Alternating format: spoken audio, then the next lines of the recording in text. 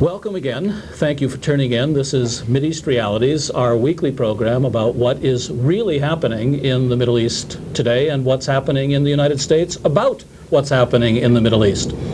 My name is Mark Bruzonsky. I'm the host of this program, and we're in downtown Washington today. We're on K and 16th, in fact, in the heart of downtown Washington, and we're at the offices of an organization that goes by the name the Council on the National Interest. This is a group that was set up, I believe, about 5 years ago. Eugene, who's sitting next to me, is currently the president of this organization. He's a former Foreign Service officer who a number of years took over this group. And we're going to talk today about U.S. policy toward the Middle East, the realities of that policy, why the United States pursues certain economic, military, and aid policies, primarily to the State of Israel, and how this particular organization has set its cause as changing that relationship between the U.S. and Israel. So without further ado, Eugene, thank you for coming on our program. Thank you, Mark, for inviting me.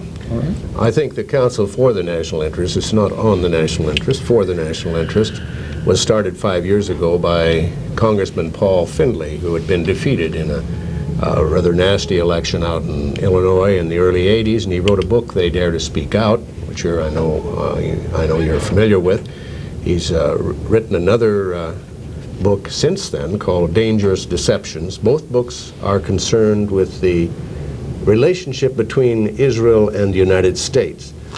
The 6,500 members we have across the country, 21 chapters, are dedicated to finding a new and more normal relationship, a less passionate attachment between Israel and the United States, both on behalf of a long-term introduction of the United States to a new policy towards the Middle East that is balanced and fair, and also in terms of finding a way for Israel to have a relationship with her Arabs, the Israeli Arabs who are citizens of Israel, and with her neighbors. Everyone agrees that peace is a good thing in the Middle East. It's good for the United States, but it's also very good for Israel. Well, but Gene, the question is what kind of peace? Now, what kind of peace does the Council for the National Interest want to see? Are we talking about different regimes in different countries? No, we're talking about the nub of the problem. The key to the problem is the relationship between Israel as a national Jewish state, not a Jewish state, but a national Jewish state that has 20% of her population are Arabs, and her relations with the Palestinians. You want to see a Palestinian state? I want to see a Palestinian state because obviously the Palestinians are very talented, and 6 million of them, most of them in the diaspora. They've been forced out of their normal land. And I think the only thing that will lead to peace in the Middle East is to start with the Palestinian desire for statehood, for independence, for self-determination, and move as rapidly as possible in that direction. Your thesis is that the primary problem in the Middle East is, in fact, the Israeli-Palestinian connection, American aid to Israel, which makes it possible for the Israelis to conduct themselves in the way they do. But you when you talk about a Palestinian state, it struck me, as I read over the material from your organization, that your most major report, issued in the last few months, I think, outlining a trip that a number of you took and outlining your prescription for what U.S. policy should be, nowhere is a Palestinian state, in fact, mentioned in this document. It gives the impression that you're very happy with the Clinton administration's approach, with the peace process, with the Gaza-Jericho deal, with the what some of us think of as reservation status that the Palestinians have been subjected to. And I was quite startled, frankly, that this entire document doesn't even talk about pushing for Palestinian statehood. But it does talk about Palestinian self-determination. What we were dealing with there was an attempt to look at and monitor the present peace process. Mark, it was a limited attempt in terms of the 23 or 24 people, many of them from peace organizations across the country, some from Harvard, and we wanted to look at how it was being carried out. We didn't look at final status, although we certainly felt with regard to Jerusalem, we made a very strong recommendation that Jerusalem must have in its eastern part a capital for the Palestinians. Well, that was specified in there. It was specified exactly how that could be done. Yes, in fact, I have the quote here. But this program, Mideast Realities, is dedicated to one proposition, and that is that the real realities of the situation are not being forthrightly discussed either by the governments in the region or by the United States government, or by many of the groups that are involved in one way or another in Middle East affairs. And the impression I got from the report was that this report would go over very well in Amman, Jordan, with the Hashemite regime, or in Saudi Arabia with the Saudi regime, or frankly, for that matter, in Israel, which is very much desirous of seeing this peace process continue. In fact, you know, they used to want us to call it Judea and Samaria, and some of us insisted on calling it the West Bank. And they want us to call what's happening the peace process, and they've succeeded pretty well. But in many people's minds, it's not a peace process at all. It's a continuation of policies that the United States and Israel have pursued for a very long time. I have no argument with that at all. The occupation is continuing. We make that statement in there, as a matter of fact. The occupation by Israel is continuing, and as long as the Israelis, particularly the IDF and particularly the border forces, are in charge of the lives of the young Palestinians, there's going to be trouble. And this is a basic problem in the whole peace process. Well, maybe we told Perez that there was that the IDF essentially was out of control. But he knows that.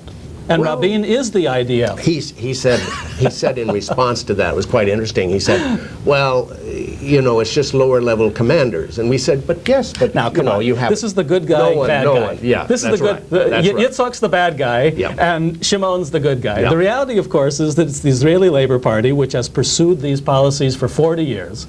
They've been in collusion with the Hashemites to put down the Palestinians. They started the settlements. They started the settlements, they created the Gaza ghetto, and now they come forward and Shimon says all these nice things, but the reality is that the Palestinian cause has been pushed under while the occupation has been continued, and while 73% of the occupied territories that the UN has demanded repeatedly be considered occupied territories are under Israeli control. So it leads me to ask you, you write a report which says the U.S. has adopted an ambiguous and inadequate policy on final status for Jerusalem, seeming to avoid the key issues.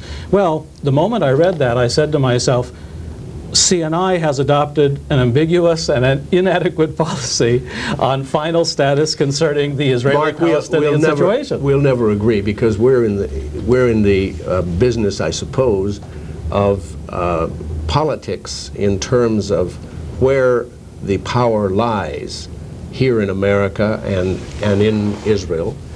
And you know that the basis of American policy at this point towards Israel and towards the Arab states is controlled by a very small group of people here in the United States. And who are these people? Well, these people include, of course, the present group of advisors in the White House and on the Hill. They include a large number of pro-Israeli forces, over 1,000 tax-deductible organizations that contribute to Israel and are very much involved in all of these decisions. But this is true during the Reagan period and during the Bush period as well. But it's become monumentally more effective in the Clinton administration than before. And the Clinton administration was totally surprised by the decision of Rabin to recognize the PLO. Well, I'm really amazed that you say that, because I've been involved in these affairs for a long time, and I know all of the Israeli officials, and they've been talking about doing this kind of thing since the 70s. They just didn't have anyone who was ready. The biggest change that came was that Yasser Arafat said, I'm willing to do this, after he had ordered PLO officials for the last generation never to do what, in fact, he then did. He then did. So the fact that you say the Clinton people were surprised, I think it's sort of politic to give the impression that there was this huge breakthrough between Israel and the Palestinians. The reality is Yasser Arafat surrendered. And anytime you're prepared to surrender, your enemy is prepared to maybe be a little bit... You can look at it that way, but Mark, let's just suppose that we had Arafat continuing to be in Tunis, continuing to try to create a military solution. Essentially what happened was that both sides, including the Israelis, as far as the as far as the Israeli-Palestinian conflict is concerned, both sides are now aware that there is no military solution. Before, I think the Israelis... Well, if they're aware of that, there's sure an awful lot of arming going on in the Middle East these days. In fact, more arms are going into the Middle East right now than were going in before this so-called peace process in Madrid started. Well, one of the surprises out of the peace process to me was the fact that the Israelis were so unable to control their own arms merchants within Palestine. They are the ones who are selling all these arms that get into the hands of Hamas. I wouldn't be at all surprised that the material for the bomb that went off in Tel Aviv actually came from Israeli stores. And the training apparently took place in southern Lebanon during the year of expulsion of these people. Yeah, exactly. And of course, that's another tale. The Israelis in the early 80s, given the nod by Haig, General Haig, the chief of staff at the time, Secretary of State, I hope, at the time. Secretary of State at the time, excuse me. He gave them the nod and let them go into Lebanon, and it was an absolute disaster for the Israelis, except that they eliminated the PLO armed forces, they thought, in Lebanon. Instead, they got the Hezbollah. They created the conditions out of which the Hezbollah came to power. Let's talk about Hamas and Hezbollah. You're giving the impression that the Israelis are somehow terribly worried about these people and really concerned about them. My own reading of the situation is that the Israelis, of course, they don't want to see Jews killed, and it causes them all kinds of political problems in terms of the upcoming Israeli election. But that they love the idea that Palestinians are killing Palestinians. They love the idea that there's a low-grade civil war taking place. They love the idea that they've destroyed the PLO, they've turned Yasser Arafat into their own puppet, and they've taken the edge off of the cause. The whole world was talking about the Palestinian cause a few years ago. Now, the Palestinians are treated worse than ever. The occupation is as much in control as ever. The Palestinians are locked up in Gaza tighter than they were locked up before. The Israelis are even bringing in foreign workers from Asia and other places, while the Palestinians stew in Gaza, 60% unemployed. They were doing that before. More and more they're doing that. But they're doing it more and more. And under these... That, incidentally, is at the expense of the United States. Those workers, in a sense, because 1 out of every $6 spent by the government of Israel comes out of the pockets of the federal government here in the United States. Yeah, but comes back to the federal government. We give them money, they pay us for the aid we gave them before. Well, we give them money for military goods, they buy military goods from us, and then the Arabs have to buy for cold cash 5 times more than we give the Israelis. Absolutely. So some people like Noam Chomsky... This argument of it flowing back is nonsense, because we're still giving them the money. We're still giving them the goods, which could go into other and more viable... And in return, the Israelis police the Middle East for us. It's a pretty good deal. Well, if you're an American imperialist. you know, that was one of the interesting things that Perry said, Defense Secretary Perry, on the Hill the other day. He was asked, well, are there anybody, is there any other country besides the United States that is carrying out a policy of containment of Iran and Iraq? And he fumbled around for a bit, and he finally said, well, of course, Israel is there. He never once mentioned Syria, which has, you know, a very large army poised, in a sense, to confront Iraq, because that's her natural enemy, as natural an enemy as Israel. Actually, you could look at it another way, and you could say that Syria and Iraq are natural allies. But that's beyond the parameters. Not in the Israeli strategic equation at all. That's beyond the parameters today, because that'll take us off in tangents, and we've only got a short time. But let's talk about the organization that you head up, its reasons for being, and what it's doing. In something that you've written that was sent to me, this is from September, October '94, publication that you write for, you described the Council for the National Interest as a group dedicated to supporting a land for peace settlement. Well, if so, that's the policy of the government of the United States. Hardly. Look at the East Jerusalem, for example. Look at what was done concerning the withdrawal of the Israeli defense forces from the occupied areas, populated occupied areas, the other day. Christopher went right along with Rabin's statement that it was going to be impossible because to carry out this part of the agreement. I don't think that we have a policy of. We certainly don't have a Palestinian statehood policy. Officially. We certainly don't, and as I already pointed out in your recent report, you don't either. Oh no, that's not true. We do.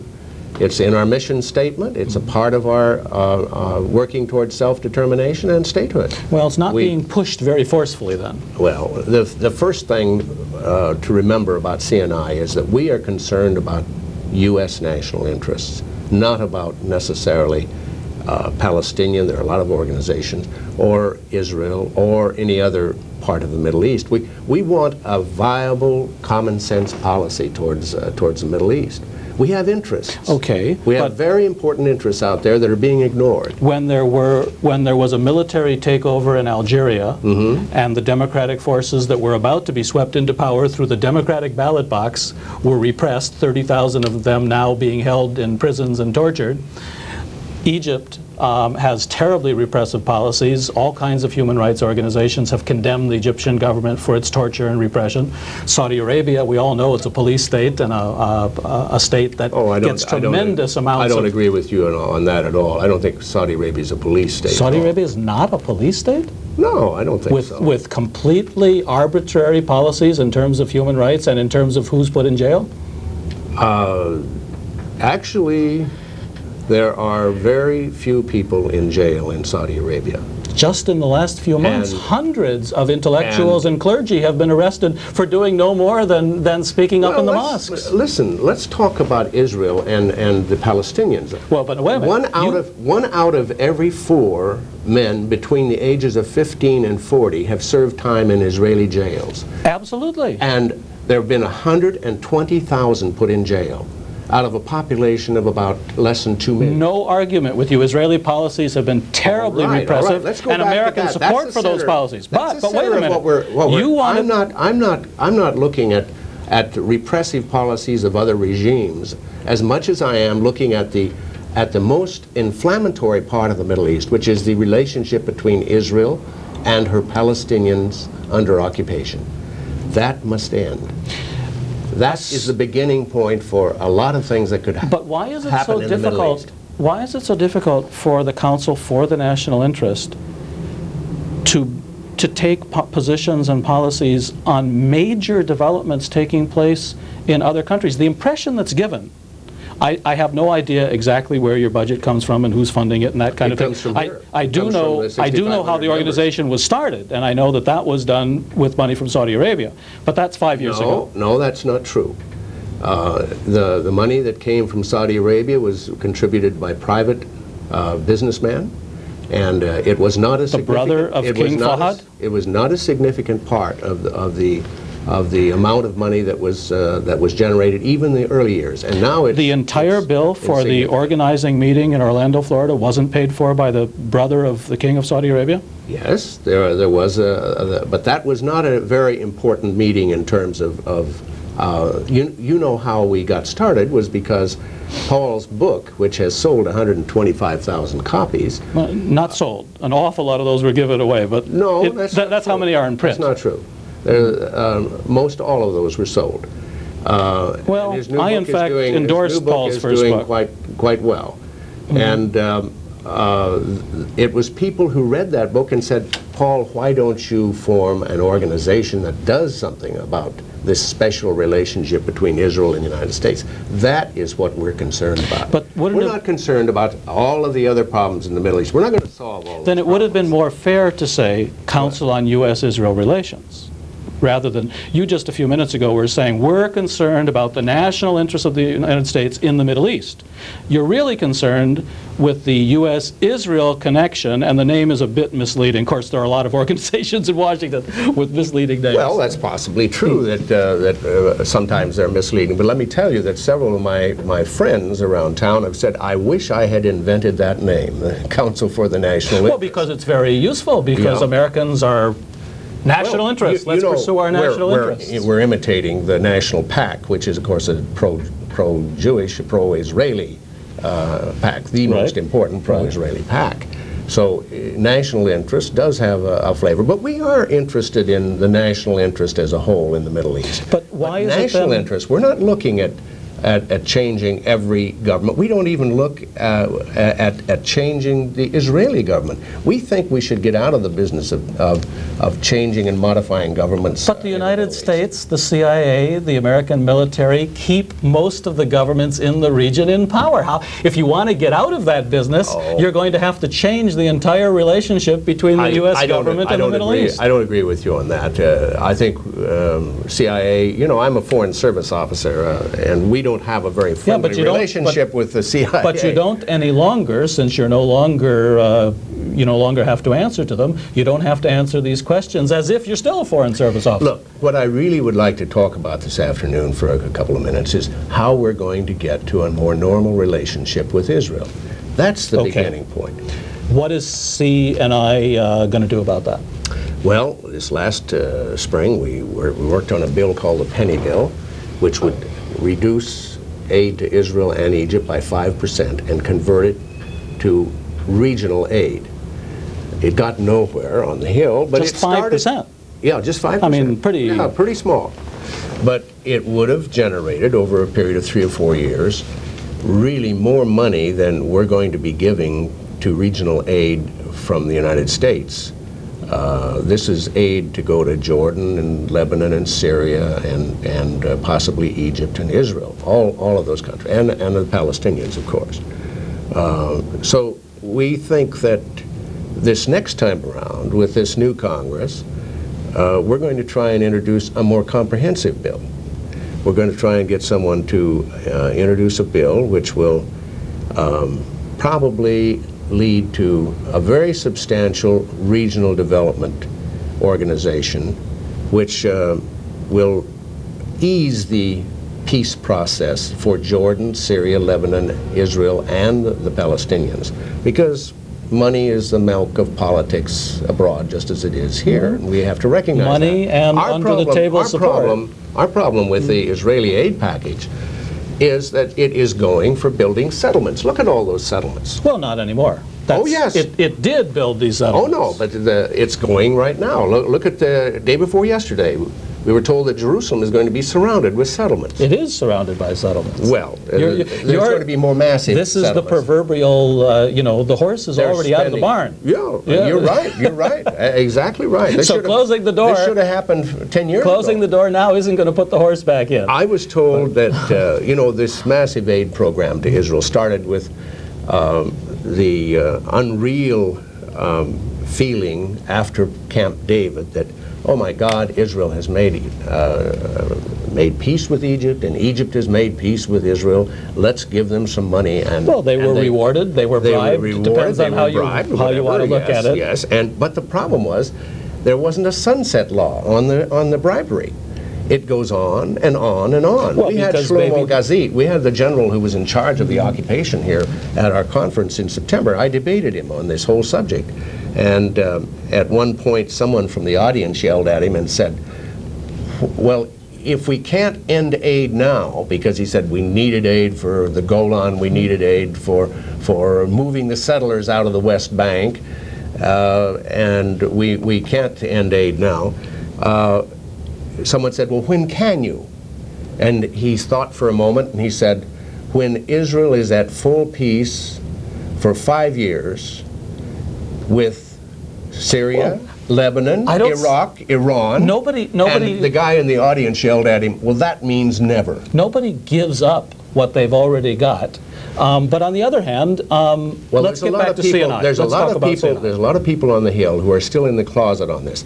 Essentially, CNI is an attempt to get the subject out on the table, essentially to get a debate started, just like between you and I. All right. And